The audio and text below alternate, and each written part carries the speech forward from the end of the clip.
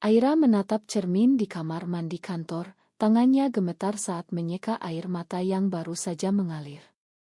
Tadi malam, dia telah melakukan sesuatu yang tak pernah terbayangkan, mendekati Nadia, bosnya yang karismatik, dengan cara yang lebih dari sekadar profesional, demi peluang promosi yang selama ini dia idamkan. Tapi pagi ini, pesan singkat dari Nadia membuat hatinya hancur. Kita harus bicara, ini bukan permainan. Aira merasa dunia berputar. Bagaimana bisa satu keputusan impulsi itu membuka pintu ke rahasia yang selama ini dia kubur dalam-dalam tentang dirinya sendiri.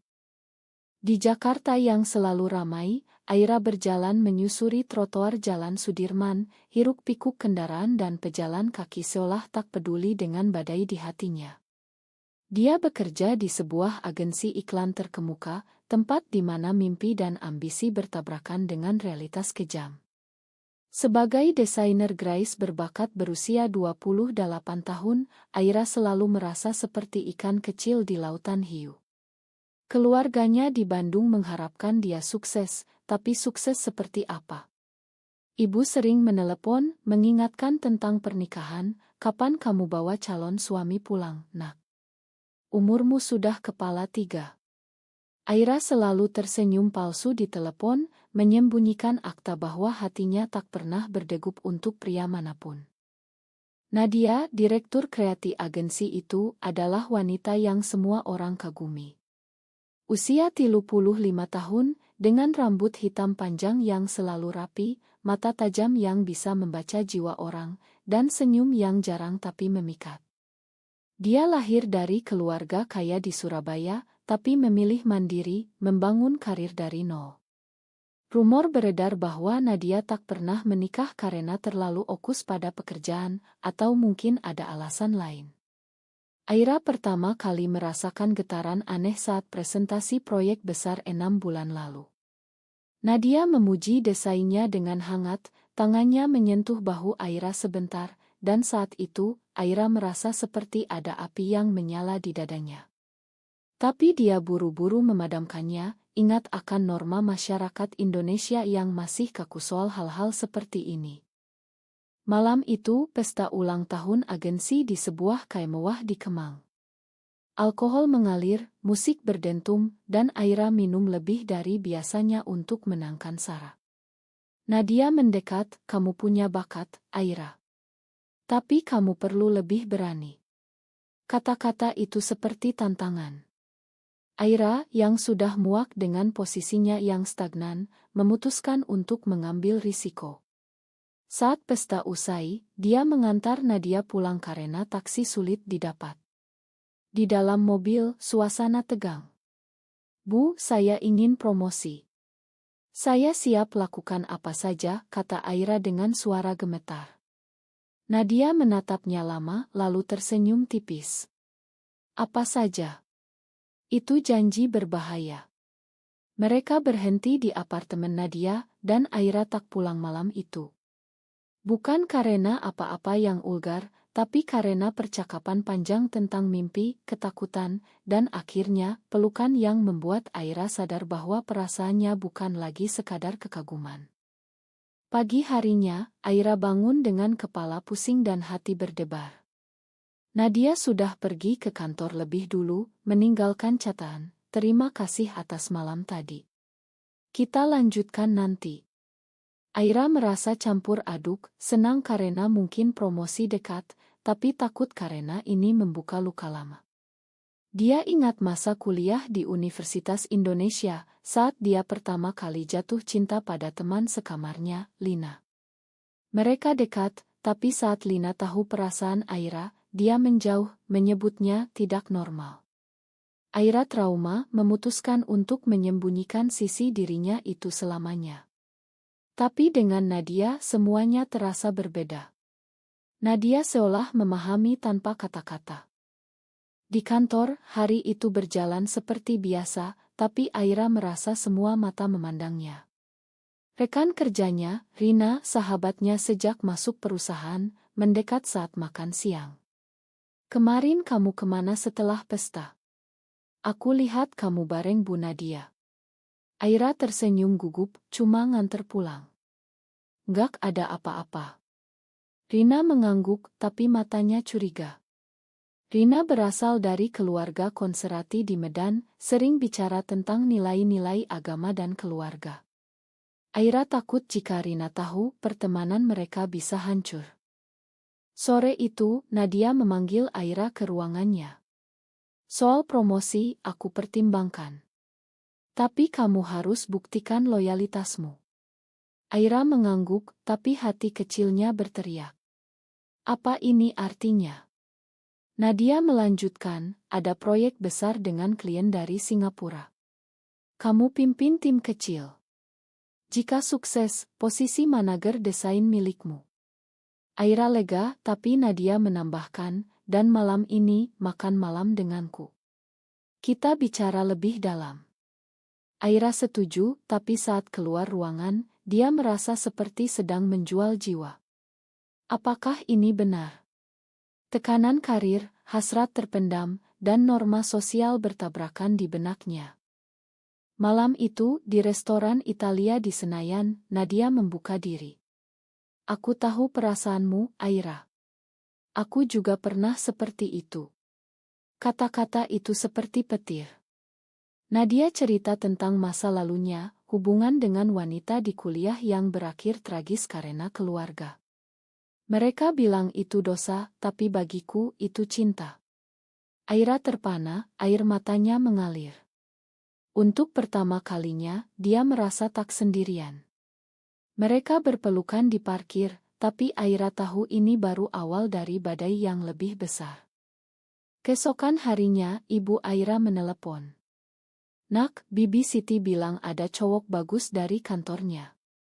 Kapan kamu pulang ke Bandung? Kita atur pertemuan. Aira menolak halus, tapi ibu mendesak, jangan lama-lama single, nanti orang bilang aneh. Kata aneh di itu menusuk. Aira marah pada diri sendiri, kenapa dia tak bisa jujur. Di kantor, proyek berjalan lancar, tapi hubungannya dengan Nadia semakin dekat. Mereka bertemu diam-diam, bicara tentang mimpi, tapi Aira merasa bersalah. Apakah ini pengkhianatan pada keluarga? Rina mulai curiga lebih dalam. Saat rapat, dia bisik, Aira, kamu berubah. Ada apa dengan Bu Nadia? Aira bohong lagi, tapi hati kecilnya tahu kebohongan ini akan meledak suatu saat. Nadia, di sisi lain, mulai menunjukkan sisi rapuhnya. Aku takut kehilanganmu, katanya suatu malam. Aira sadar, ini bukan lagi soal promosi, tapi cinta sejati yang dilarang. Aira mulai merasakan tekanan semakin berat. Proyek dengan klien Singapura berjalan mulus di bawah pimpinannya, tapi setiap malam, pikirannya dipenuhi Nadia. Mereka bertemu di apartemen Nadia, bukan untuk hal-hal yang melanggar batas, tapi untuk berbagi cerita dan pelukan yang menghangatkan jiwa. Kamu membuatku merasa hidup lagi, kata Nadia suatu malam, matanya berkaca-kaca. Aira tersenyum, tapi di dalam, konflik batinnya bergolak. Bagaimana jika keluarga tahu? Indonesia bukan tempat yang mudah untuk orang seperti mereka. Berita tentang diskriminasi terhadap komunitas sering muncul di media, meski tak selalu eksplisit. Suatu hari, di kantor, Aira mendapat email promosi resmi. Selamat, Aira. Kamu sekarang manager desain. Nadia yang mengirim, dengan catatan pribadi, ini buah dari keberanianmu. Aira senang tapi merasa ada harga yang harus dibayar. Rina yang juga ikut proyek tampak kecewa. Kenapa kamu yang dipromosikan? Aku kerja lebih lama. Aira mencoba jelaskan, ini karena hasil proyek. Tapi Rina curiga, atau karena kamu dekat dengan Bu Nadia. Kata-kata itu seperti pisau. Malam itu, Aira pulang ke apartemennya di Kuningan. Telepon dari ayah berdering. Nak, kami datang ke Jakarta besok.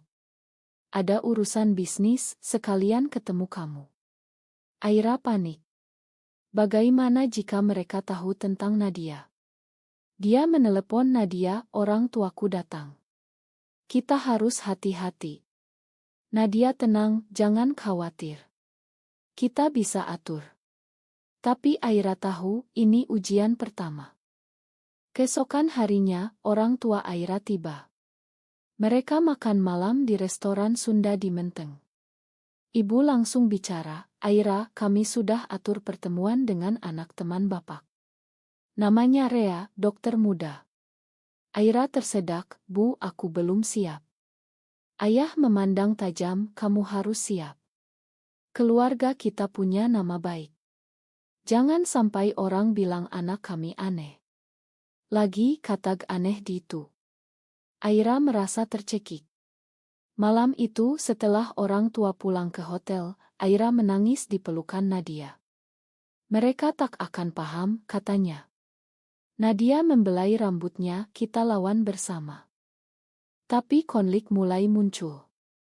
Rina yang semakin curiga mengikuti Aira suatu malam. Dia melihat Aira masuk ke apartemen Nadia. Besoknya, di kantor, Rina konfrontasi. Aira, apa hubunganmu dengan Bu Nadia? Ini bukan profesional. Aira pucat, kamu salah paham. Rina marah, aku lihat sendiri. Ini salah. Di Indonesia, ini bisa hancurkan karirmu. Aira memohon, jangan bilang siapa-siapa. Tapi Rina pergi dengan wajah kecewa. Beberapa hari kemudian, rumor mulai beredar di kantor. Orang bisik-bisik tentang Aira dan Nadia. Nadia dipanggil oleh CEO, ada keluhan dari karyawan. Soal hubungan pribadi. Nadia tegar, itu urusan pribadi. Tapi tekanan mulai terasa. Aira merasa bersalah, ini karena aku. Nadia peluk dia, tidak, ini karena kita berani. Keluarga Aira menelepon lagi. Ibu bilang, kami dengar dari teman di Jakarta, kamu dekat dengan bos wanita. Apa benar? Aira bohong, hanya kerja. Tapi ibu mendesak, jangan bikin malu keluarga. Kami datang lagi minggu depan. Aira stres, mulai menjauh dari Nadia. Kita pause dulu, katanya. Nadia terluka, kenapa? Karena takut. Aira mengangguk, air mata mengalir. Di tengah itu, proyek baru datang. Aira harus ke Bali untuk meeting klien. Nadia ikut, tapi suasana tegang. Di hotel, mereka bertengkar. Kamu pilih keluarga atau aku, tanya Nadia. Aira menangis, aku tak bisa pilih. Ini rumit. Nadia pergi marah, meninggalkan Aira sendirian di pantai Kuta. Angin laut seolah mengejek keputusannya. Pulang ke Jakarta, Aira sakit. Dia cuti, tapi Rina datang berkunjung. Aku Aira. Aku yang sebarkan rumor. Aku takut kamu salah jalan. Aira marah, kamu khianati aku. Rina menangis, aku lakukan karena sayang. Di agama kita, ini salah. Aira usir dia, merasa dikhianati oleh sahabat. Nadia menelepon, kita bicara. Mereka bertemu di Taman Monas. Nadia bilang, aku tak bisa terus begini. Jika kamu tak siap, kita akhiri. Aira hancur, jangan. Tapi Nadia tegas, ini untuk kebaikanmu. Aira pulang dengan hati kosong, menyadari bahwa keputusannya mendekati Nadia demi promosi telah membuka luka yang lebih dalam. Orang tua datang lagi. Di apartemen, mereka konfrontasi. Kami tahu semuanya. Dari Rina. Aira terkejut, Rina. Ibu menangis, bagaimana bisa? Ini dosa besar. Ayah marah, kamu harus berubah. Kami bawa kamu ke psikolog. Aira menolak, ini aku yang sebenarnya. Pertengkaran hebat, orang tua pergi dengan kecewa. Aira merasa sendirian. Dia resign dari kantor, tapi Nadia tolak. Jangan karena ini. Tapi Aira tahu, ini akhir dari babak ini. Aira memutuskan untuk pergi ke Bandung ke rumah orang tua demi memperbaiki hubungan. Perjalanan kereta api terasa panjang, pikirannya penuh dengan Nadia. Apa aku salah mencintainya, gumamnya. Di stasiun Bandung, ayah menjemput dengan wajah dingin. Kita bicara di rumah. Aira mengangguk, hati berdebar. Di rumah keluarga di daerah Dago, suasana tegang. Ibu menyajikan teh hangat, tapi matanya merah karena menangis. Nak, kami sayang kamu. Tapi ini tak bisa diterima. Aira mencoba jelaskan, Bu, ini bukan pilihan. Ini aku. Ayah interupsi, ini pengaruh kota besar. Kamu harus tinggal di sini, jauh dari wanita itu. Aira marah, Nadia bukan pengaruh buruk. Dia membuatku bahagia. Ibu menangis, bahagia. Ini akan hancurkan masa depanmu. Orang desa akan gosip, keluarga besar akan malu. Malam itu, Aira tak bisa tidur.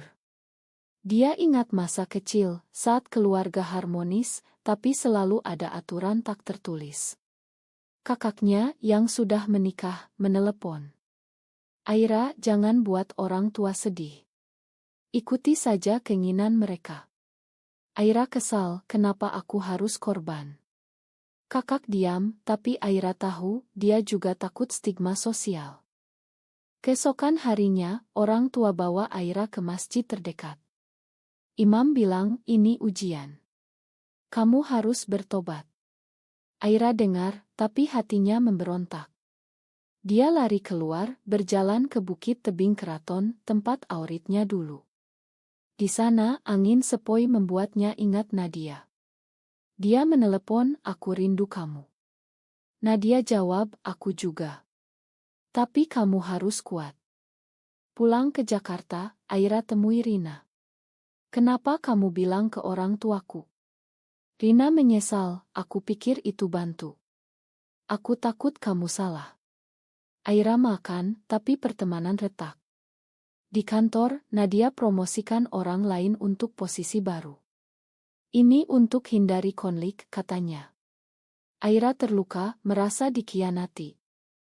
Suatu hari, ada demo di Jakarta tentang hak. Aira lihat di berita, hatinya tergugah. Dia hubungi Nadia, kita ikut. Nadia ragu, bahaya. Tapi mereka pergi diam-diam, memakai masker. Di sana, Aira merasa bagian dari sesuatu yang lebih besar, tapi takut dikenali. Kembali ke rutinitas, Aira mulai terapi sendiri, baca buku tentang identitas. Tapi tekanan keluarga terus. Ibu kirim pesan, kami doakan kamu sembuh. Aira marah, aku tak sakit. Nadia mulai menjauh. Ini terlalu berat untukku. Aira memohon, jangan tinggalkan aku. Tapi Nadia bilang, kamu harus pilih, aku atau keluarga. Aira tak bisa jawab. Di puncak konflik, orang tua datang ke Jakarta lagi. Mereka ketemu Nadia di KAE. Anda hancurkan anak kami, kata ayah. Nadia tegar, saya cintai dia. Ibu syok, ini tak benar. Pertengkaran hebat, Aira terjebak di tengah. Setelah itu, Nadia putuskan pindah ke Singapura untuk kerja baru. Ini untuk kita, katanya. Aira hancur, merasa kehilangan segalanya.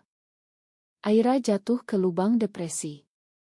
Dia cuti panjang, tinggal di apartemen, jarang keluar. Teman-teman khawatir, tapi dia tolak bantuan. Aku harus sendiri, katanya. Pikirannya penuh penyesalan, kenapa dia dekati Nadia demi promosi. Itu memicu segalanya. Suatu hari, Rina datang lagi. Aira, aku salah. Aku belajar sekarang. Ada komunitas yang dukung. Aira terkejut, kamu berubah. Rina angguk, aku baca banyak. Cinta tak salah. Mereka berdamai, Rina jadi pendukung. Orang tua menelepon terus.